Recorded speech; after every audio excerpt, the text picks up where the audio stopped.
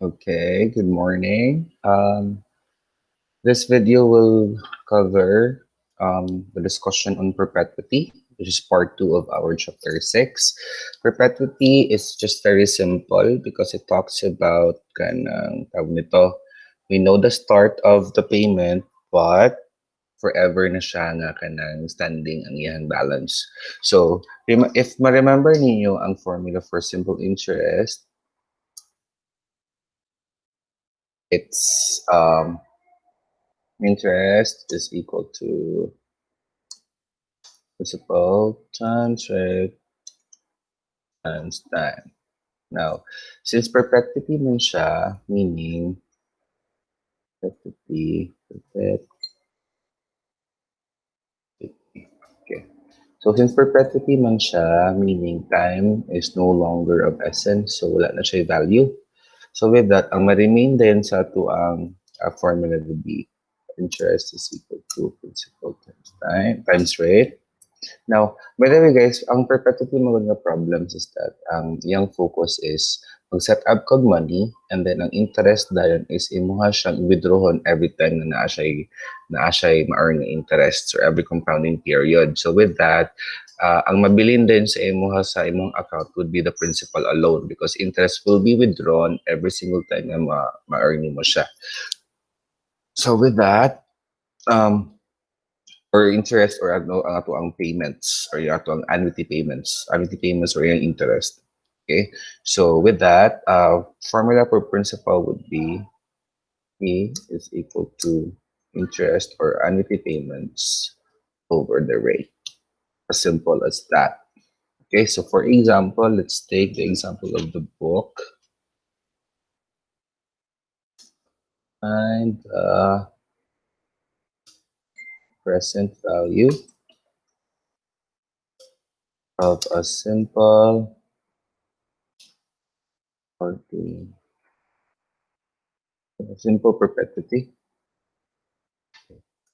Okay, of 5,000 pesos payable at the end of each quarter if the interest rate is 2% per quarter or 8% 100 quarterly.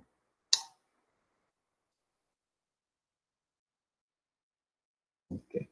So substituting the values that we have, so atong I or our annuity payments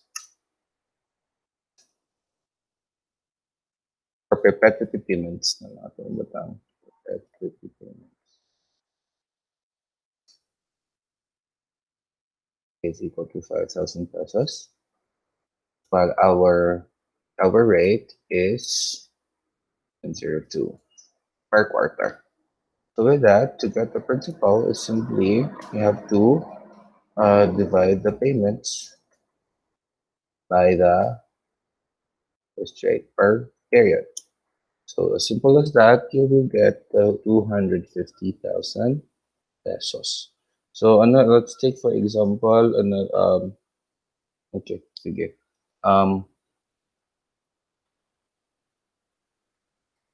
Okay, sige. And then let's take for example kung kuan siya, kung tawag nito, perpetuity due siya. This is a simple ordinary perpetuity, so simple ordinary perpetuity.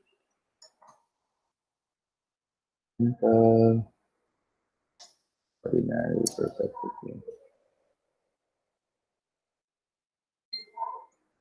And then up then tayo simple perpetuity due.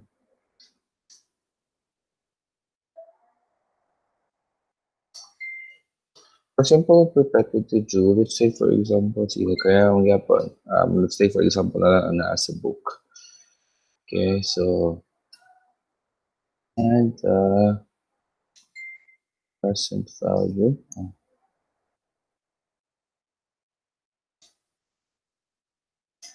of a simple perpetuity of 4,000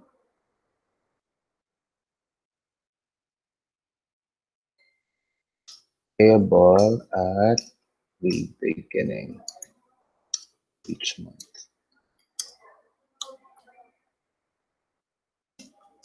The interest rate is 12% compounded. First, okay, okay, okay. So with that, atong button first is compute the present value of kanang simple ordinary perpetuity. So with that, our I or perpetuity payments are I is 4,000, and our R or our rate is 0.12 over 12 or 0.01. Okay, so simply um, divide the 4,000 by 0.01 for 400,000. And then, since perpetuity due man siya, meaning di ba siya due is beginning of the period. So with that, add lang din ka og katong first payment. So, i-add lang mo si first payment na 4,000. Then you'll get the PV of simple perpetuity due. So this one plus this one. So perpetuity is very simple as that. Okay. Now, the thing there is a possibility po nga medyo ma-complicate siya once nga manaatay. I'm not sure if this exists, but I think it does. Deferred simple perpetuity due. Deferred ordinary simple perpetuity, ordinary perpetuity.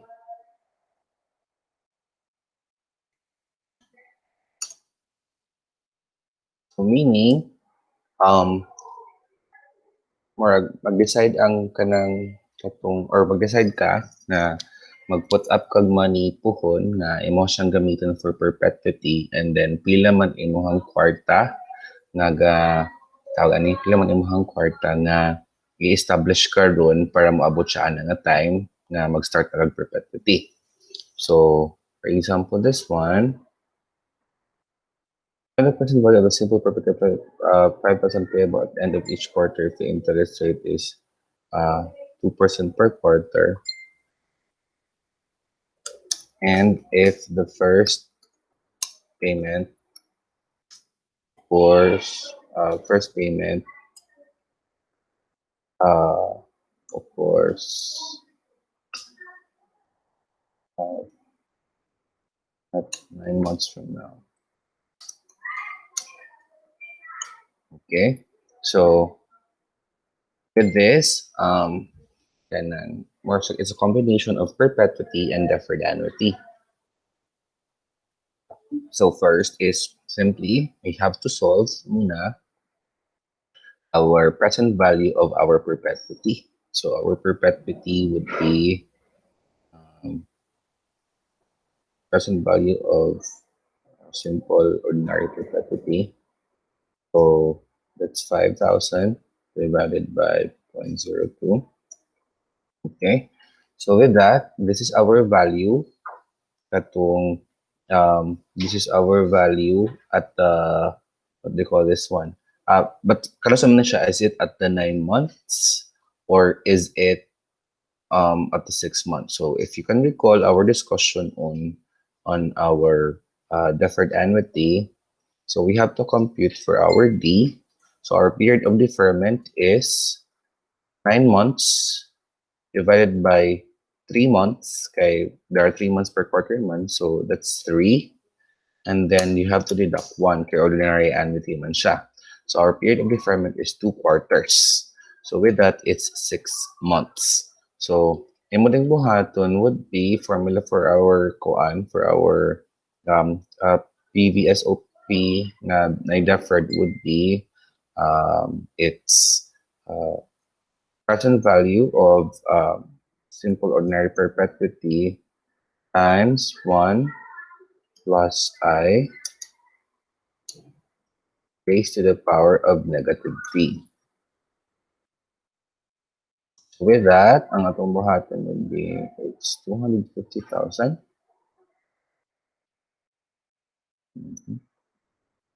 Multiply lang din nato siya o 1 plus our I is 0.02 raised to the power of negative 2.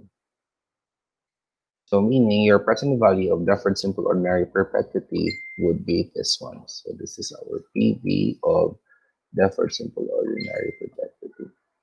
Simple as that. Now for our deferred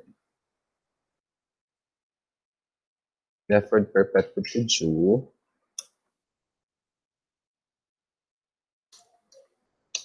so let's start here. At ano lang yapon siya. So find the present value of simple perpetuity at the beginning of each month if the interest rate is 12% compounded monthly. And the first payment is made after the lapse of 1 year. So meaning, again, for our, di ba, pag deferred na due, our D is equal to katulang diretsyo. What do you call this one? Kanilang, kung pila siya ka years, pila siya ka kwan, so that would be 12 years, 12 months divided by 1. So meaning 12, or for our period of deferment is 12. And then for our PV, for our present value of simple perpetuity due, we still have to get muna our present value of simple ordinary perpetuity, which is equal to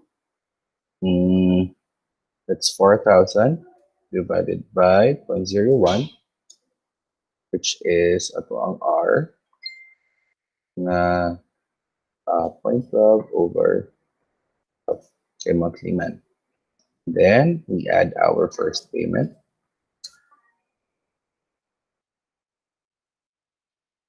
So that's 4,000. And then we get our EV of a simple perpetuity due, 4,000. And then ato ada yung present value of deferred simple perpetuity due is a present value of simple perpetuity due times ang natin to 1 plus I raised to the power of negative t. So with that, we get 404,000. Then nato 1 plus 0.01 raised to the power of negative 12. So we get 358. So this is your present value of deferred simple perpetuity due. Now,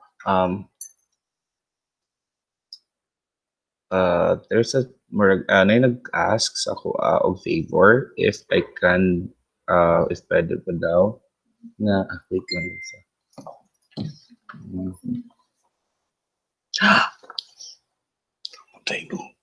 Monday din no. Mag-sign lang ko kanila. Pero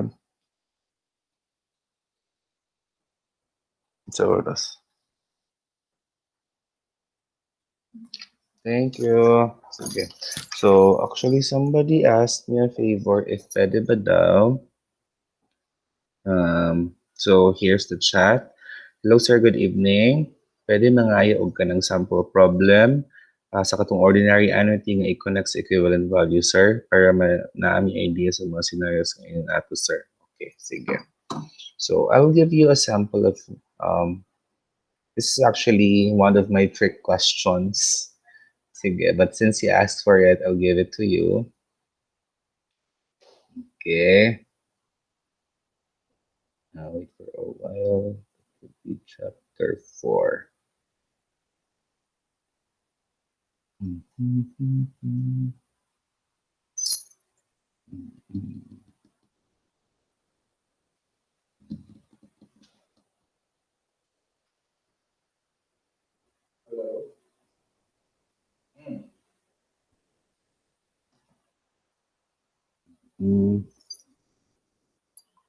Okay. Pero ako na lang siya, di pa ko na lang sa kwan lang, sa hindi na lang sa, tapos wala pang pundo si Sir Yun. Pero kung po Sir Yun, tagal lang ba? That's one of the hardest questions I have.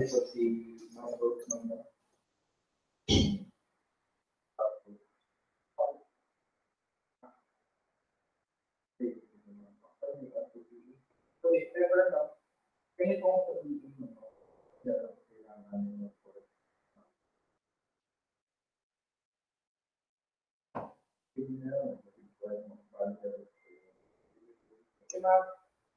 Okay. So, sample problem. Ordinarity. Okay. So, is this ordinarity? Steve and Ed are cousins who were both born on the same day and both turned 25 today. Their grandfather began putting $2,500 per year into a trust fund for Steve on his 20th birthday, and he just made a sixth payment into the fund. The grandfather or his estate's trustee will make 40 more 2005 payments until the 46th and final payment is made in Steve's 65th birthday. So as you can see, guys, this actually is an unwritten Jew. So this is not for ordinarity, but this is unwritten Jew. Why? Because as you can see, 65 minus 20 is just 45. Pero naa siya payment on the 20th na mismo. So nag-add din kag another one muna siyang iyang ingon na 46 payments ang iyang gibayaran because naa siya payment on if imo siyang manually i-count so na 20, 21, 22, 23 ang sa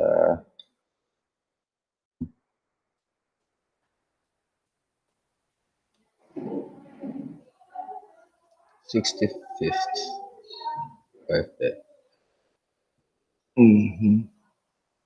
Okay, so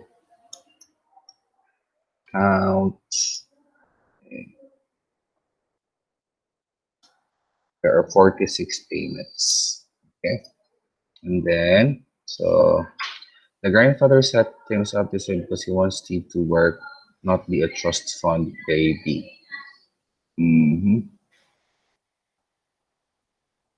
But he also wants to ensure that Steve is provided for in his old age. How much is Steve's nest egg after the 46th payment? And then siya boundary, then siya continuation. Sige, then siya continuation.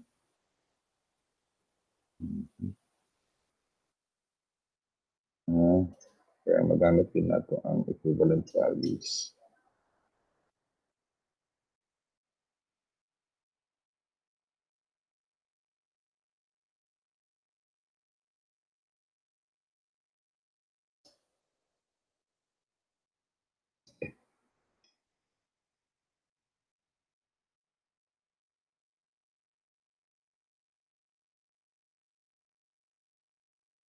Okay, so but first we need to solve kanang the future value of an what do you call this one? Future value of um, future value of an unlimited Jew. Okay, so again the formula is payment times ng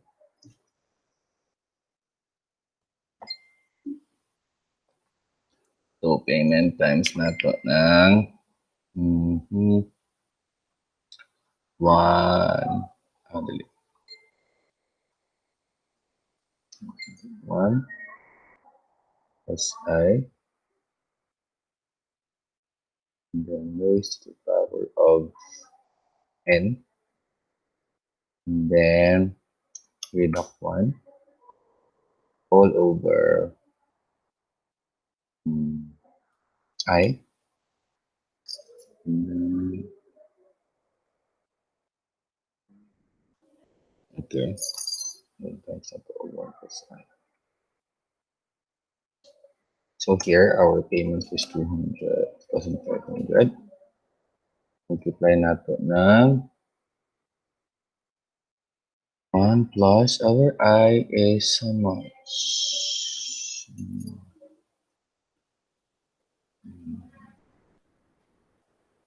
The interest rate on this and this one. If both trust earns an annual return of 8%. Okay. So 8% yung interest rate. Interest rate, what is that? Interest rate. Annual return. So annually siya.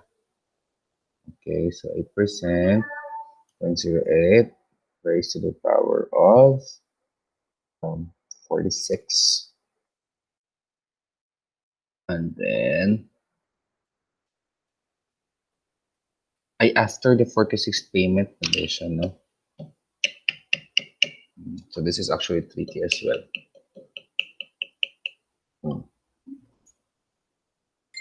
What we do here is we only have to solve for the 45 na annuity due. Yeah. We have to solve for the 45 na annuity due, and then after the 46 payment man daw siya, so meaning wala yung ma-earn na interest sa 46 payment. Ang naay ma-earn na interest is the 45 payments previously. Ang count niya kanina mag-earn siya interest 20 tama sa 45 because they are made at the very beginning of at each birthday, but 65 is dili na siya mag-earn ng interest because the question is kanang what is the value na after the 46 payment. So dili na siya mag-earn pa og kay kanang after paying sa imong birthday on Steve's 65th birthday, dito naman nag-calculate diretso ang tawag nito ang future value. So with that, ang 45 lang first payments ang ato ang computer ng interest. So that's what do you call this one? So plus 1.08 raised to the power of 45 and then minus 1 over the taog 0.08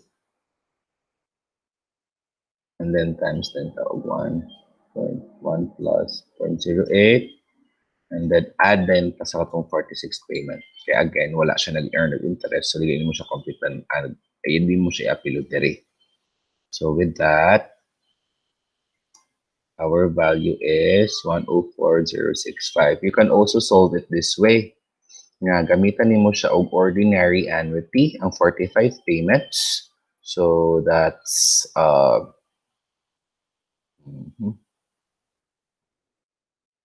so present value, future value of ordinary annuity of 45 payments. So meaning ang future value ni from 21, kaning 21, for yung 21 nga birthday taman sa 65th and then imo lang dahil yung solve ang equivalent value ni 20. So with that, naatay 2,500 nga kanang 2,500 nga payments. I-add times then taog 1 plus 0.01, 0.08 pa day. Raised to the power of, again, ang 45 lang siya, from 21st birthday to 65th. So, raised to the power of 45. And then, minus 1. And then, divided by 0.08. And then, add lang dahil taog equivalent value ni 2,500.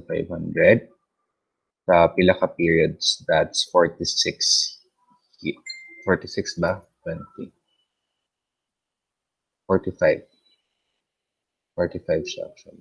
25. Okay, that's 45. So, times 1 plus 0.08. Tapos, raised to the power of 45. Okay, from the 20th birthday to the 65th birthday, 45 years man ang nilabay. So with that, you still get the same amount. Okay, so it's either you solve it this way, you use the future value solving for the first 45 payments, and then you just simply add the last payment kaya wala mo siya nag-earn of interest, or you solve for the future value of ordinary annuity of the last 45 payments, and then you add the equivalent value of the first payment na nag-earn siya interest for 45 years, and you will still get the same amount. And then, yun din siya in continuation until now, the grandfather has been disappointed with Ed. Hence, has not given him anything. However, they recently reconciled and the grandfather decided to make an equivalent provision for Ed. He will make the first payment to a trust fund for Ed today, which is their 25th birthday. So, from 25, taman dayon tata sa yung 65th na siya pila ka payments. Na siya 41 payments nga mahitabo. So, ayun. So, asa naman to? Hence, will give me anything. However, there's an inside. Okay, he will make the first payment of trust for today, and he has instructed his trustee to make 40 additional equal payments. So 40 plus the payment to the 41 until Ed turns 45, with the 41st and final payment will be made. If both trusts earned an annual return of 8%, how much must the grandfather put into Ed's trust today and each subsequent year to enable him to have the same retirement nest egg as Steve after the last payment is made on their 65th birthday? Now, very complicated yun siya nga problem actually. Okay, so page B. So this is our future value, no? So we will now solve for the payment of the future value na kani. So as you can see, atong formula ani is this one, tas mag-add din ta og payment. Kung atong ibuhat, right? So with that, given this formula, atong unknown is payment man. So ang mahitabo dayon is this is future value of annuity due. Okay. So since the payment man ang ato ang unknown, what we should do is so ibalin nato ang mga walay labots. Wait a minute.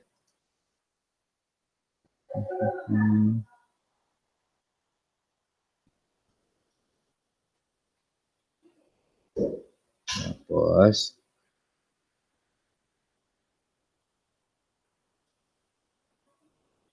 must I pretend that I'm okay.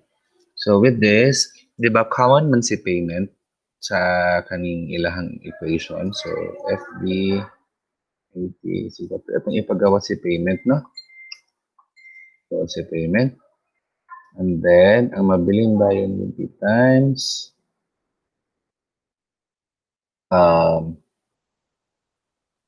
this equation, this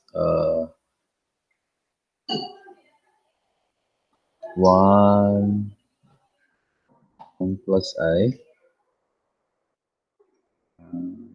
raised to the power of n, and then minus 1, and then over I, and then plus 1. Okay? So substitute tapos na identify payment is equal to FP 80 divided by this.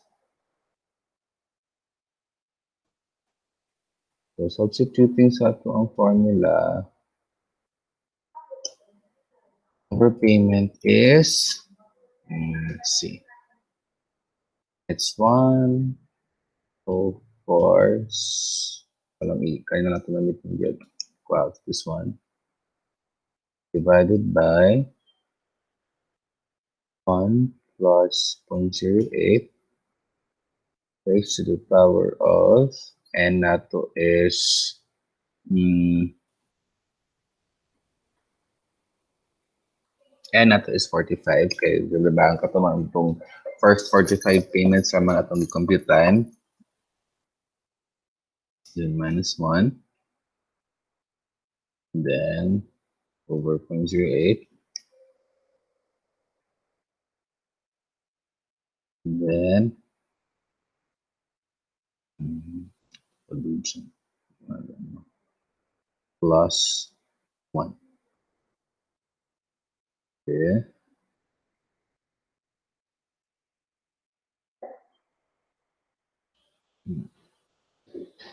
Ay, ano 45? Ano 45 ang gagamit? 40 man day, no? 40 payments man day. So 40. Okay. Plus the last payment, dayon mo na siyang 1. Strong.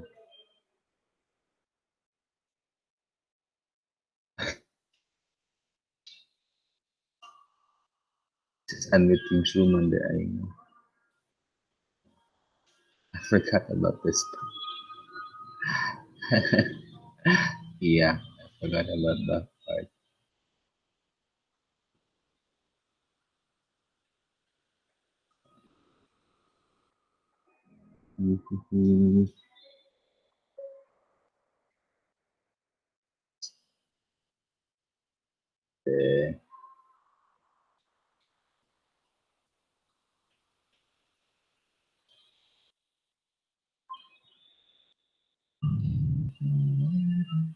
Okay.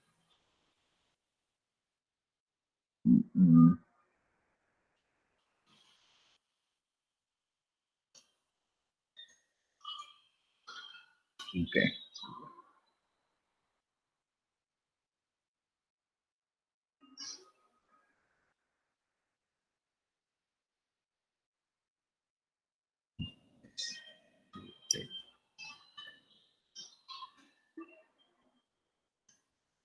Okay. So the payment is 3725. So let's check the validity of this payment, no? So using the formulas that we used here, and then let's substitute this with this.